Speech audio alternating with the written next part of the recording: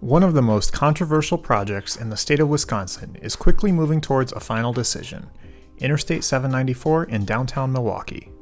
The project seeks to address the deteriorating conditions of the crumbling curve that is the lake interchange, by either reconstructing the freeway or simply removing it. While there has been strong public support for the removal option from some, WisDOT's traffic projections have given others hesitation about and even hostility towards the idea.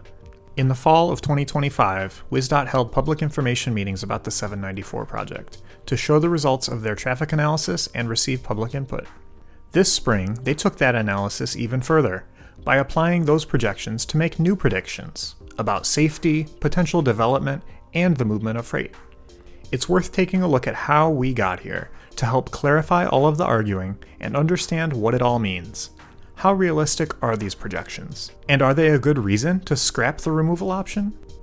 To answer that question, we need a deeper understanding of the traffic forecasting that WisDOT used for this project. Trying to predict the future is inherently complex, error-prone, and filled with confounding variables, but that doesn't mean it's impossible. Freeway projects like this one have to account for what conditions will be decades in advance, because the infrastructure built today often sticks around for 50 years or more. This is why projects like this one are built for a design year, in this case 2050. To create these long-term forecasts, WisDOT uses an industry-standard process called TDM. Short for Travel Demand Modeling, TDM is a four-step process which has been in use in some form since the 1950s, although it has been improved upon since then. The four basic steps are depicted in this slide from the public information meetings. The first step uses a variety of land use and demographic data to estimate the total demand for travel in a region. Basically, they start by asking how many trips people will take. Those trips are then distributed among traffic analysis zones, with each trip originating in one zone, destined for another. The third step is mode choice, where trips are divided between which mode of transportation people are expected to use. This is decided based on current mode choice data, and it usually excludes walking and cycling, although it's unclear if that was the case for this project. The fourth step is to iteratively assign the remaining car-based origin-destination trips to the quickest path remaining. The result of this is an estimated traffic volume on each segment of roadway at a given point in time. Although it is an industry-standard tool, there are many well-known sources of error in the current practice of TDM. We can look at WisDOT's past performance by comparing prior traffic count forecasts for freeway segments in Milwaukee County with actual traffic counts. The same 2017 planning document from the Southeastern Wisconsin Regional Planning Commission that the 794 traffic forecasts are based on does just this, using the 2001 model to predict 2011 traffic, and using the 2011 model to predict 2001 traffic, and again to predict 2011 traffic. As a reminder, TDM plugs a variety of different types of data into a model to predict travel demand. WisDOT and the Southeastern Wisconsin Regional Planning Commission claim that the models have been improved over time to better take that data into account based on a better understanding of how land use data, vehicle occupancy data, population data, commuting patterns, and other planned projects might impact the counts. We should expect, based on this, that the models generally improve over time. Unfortunately, if we take a look at the data for freeway segments across Milwaukee County, it paints a dismal picture of current modeling practices. In each comparison, you can see that while some segments were somewhat accurately forecasted, many were not. Several segments varied by over 20%.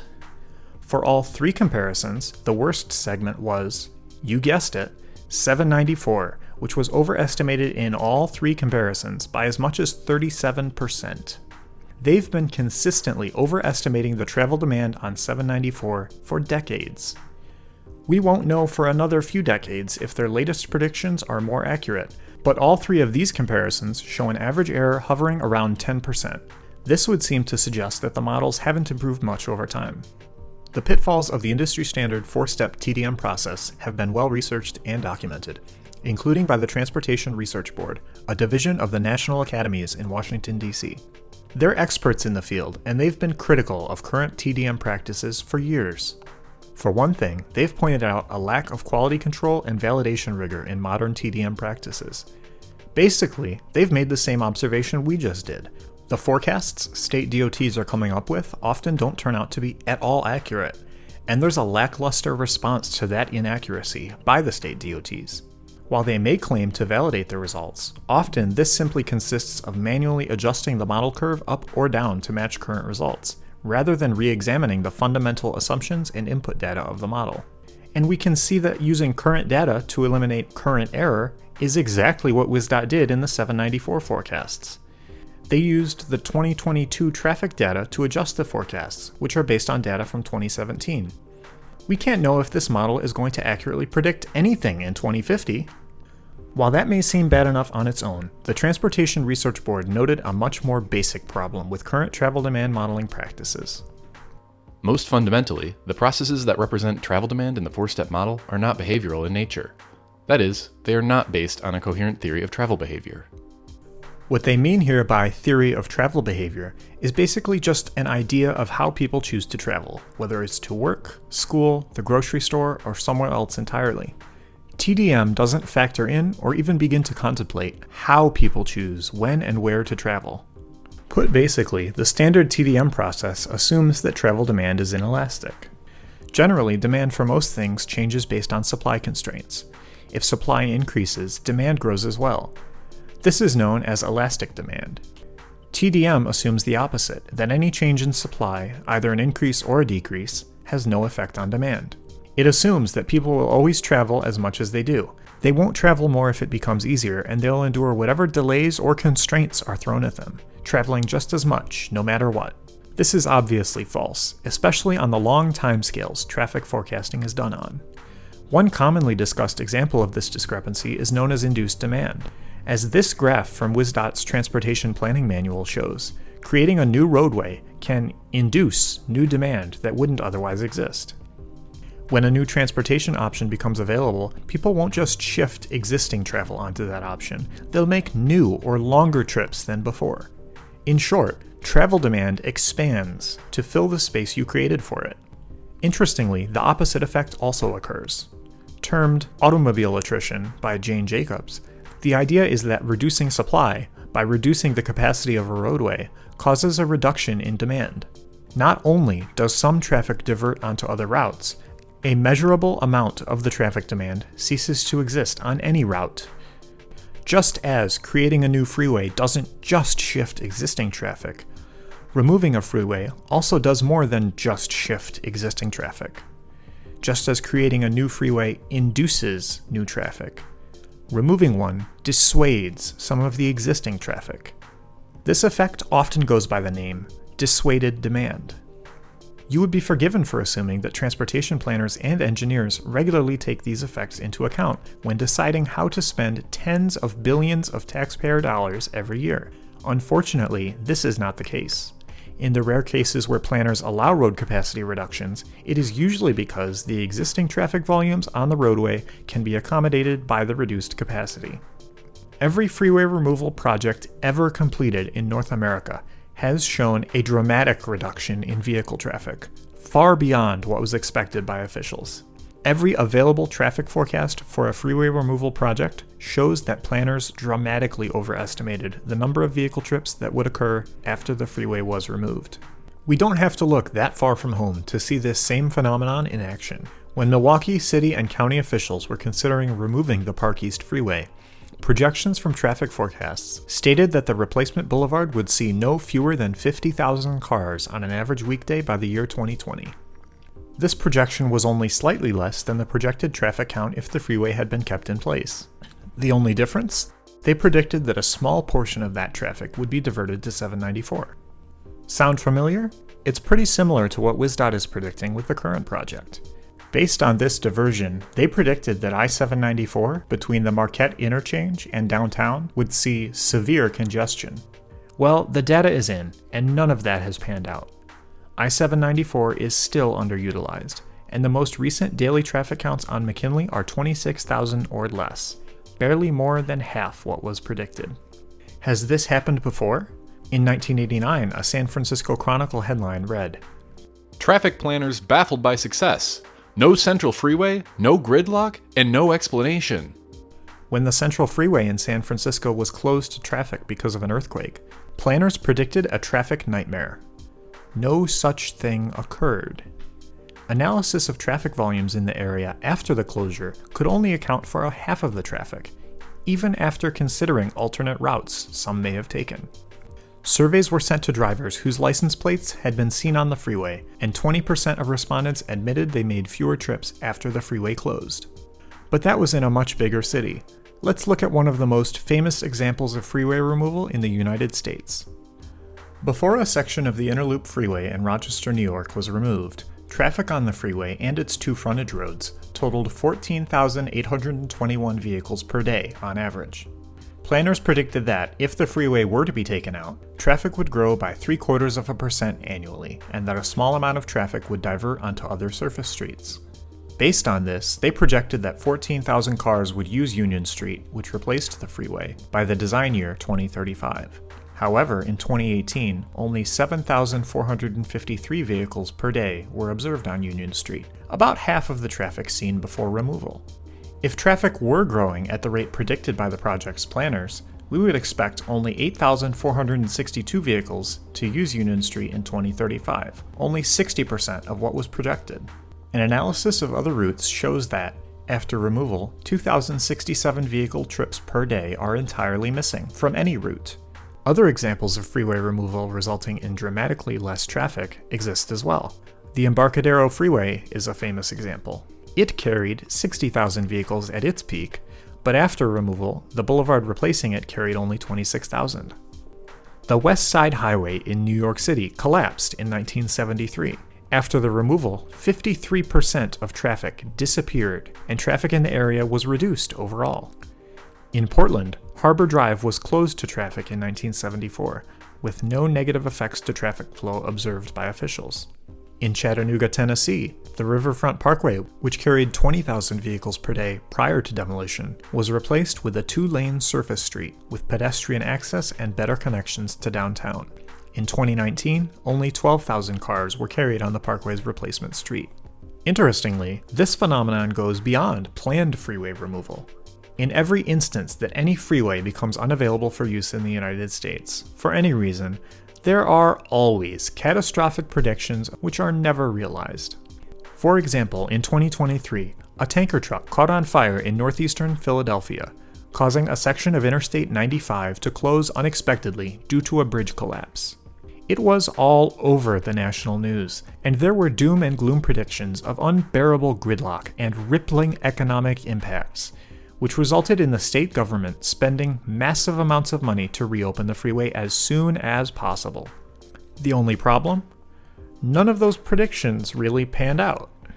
In this Vice article from the time, aptly titled, "I-95 Collapse in Philadelphia Didn't Cause a Traffic Disaster, Data Shows," they interviewed traffic analyst Bob Pichu, who stated, At the end of the day, what you see is normal behavior. Travel dispersing, people changing modes, working from home, not making trips, or consolidating trips.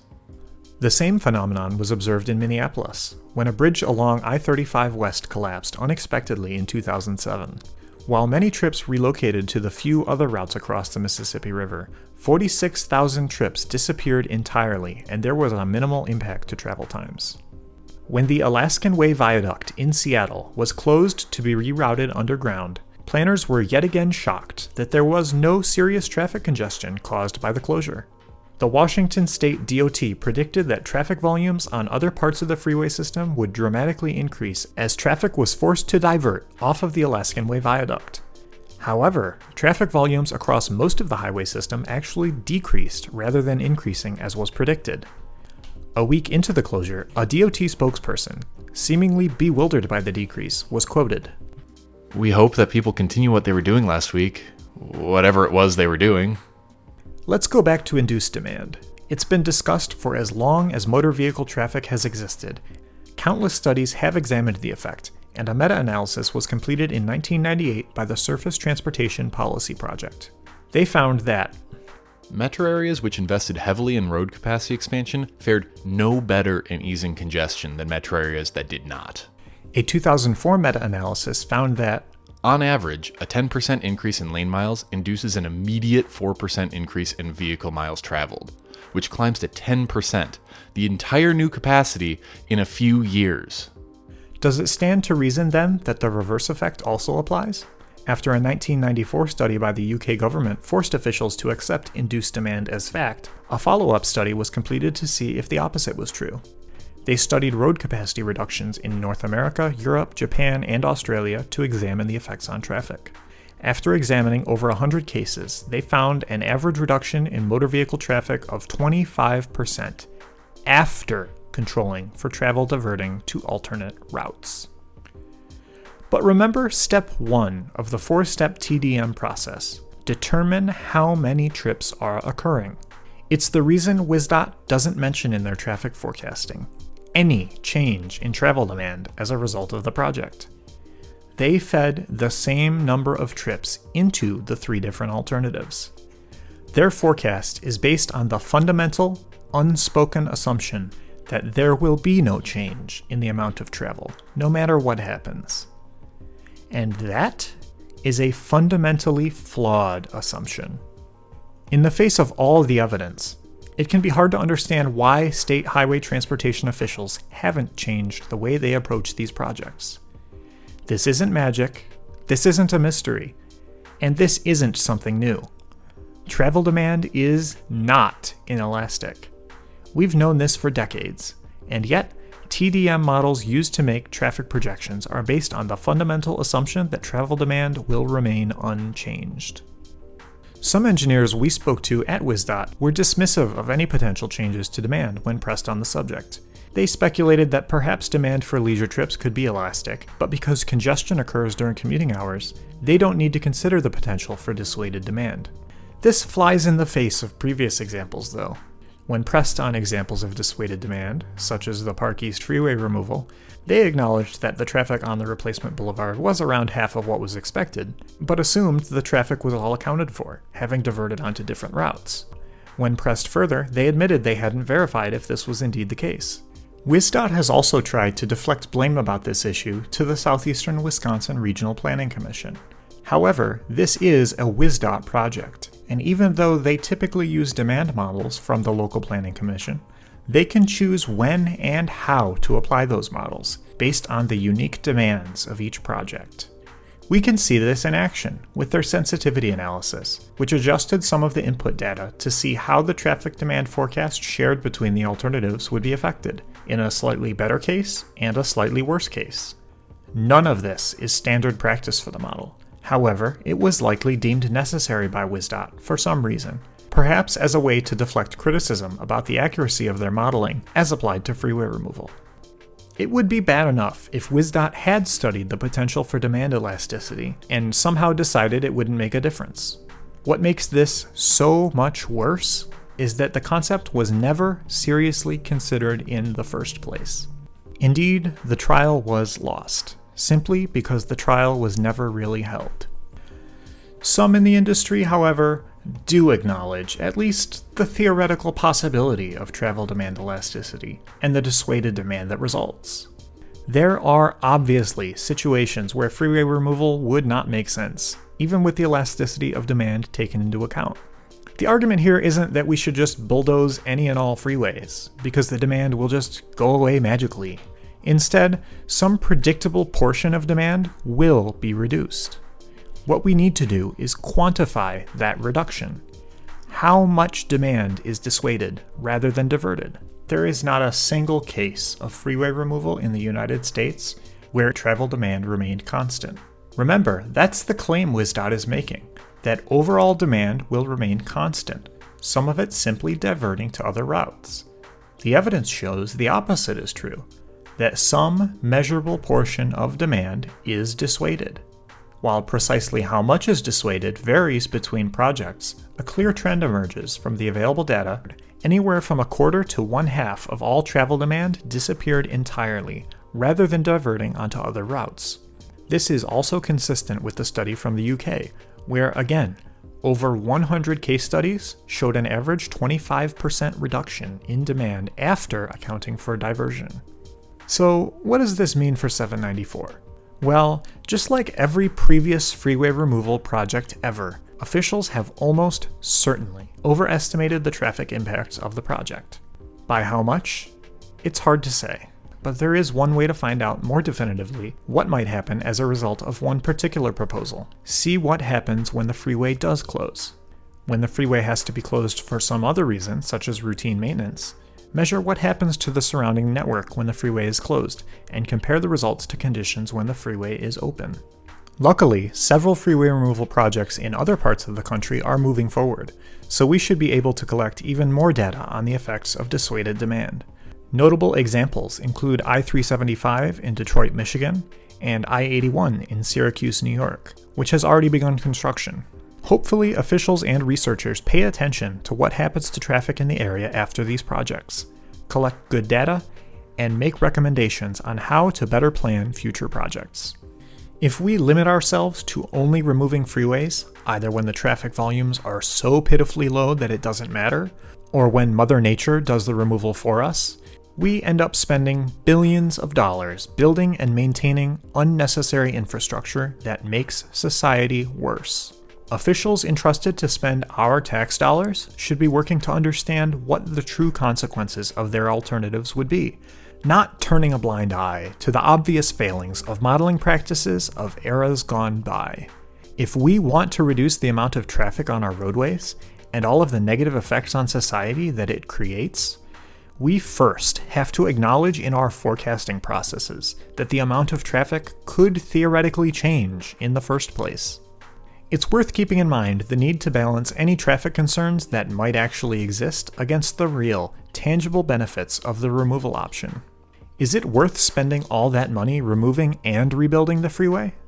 Electing to simply remove and not rebuild the crumbling curve would save millions, if not over $1 billion taxpayer dollars in the long run. Additionally, not rebuilding would create new taxable land value in the heart of Wisconsin's largest city, making this the rare case where you can get paid to not spend money. And this is before considering any of the positive environmental impacts from the reduction in vehicular travel that would naturally result from a denser, more walkable downtown Milwaukee. Would removing 794 cause traffic problems? Maybe, but it probably wouldn't be that bad. We simply don't know yet. WisDOT certainly doesn't know either. I hope we get the chance to find out.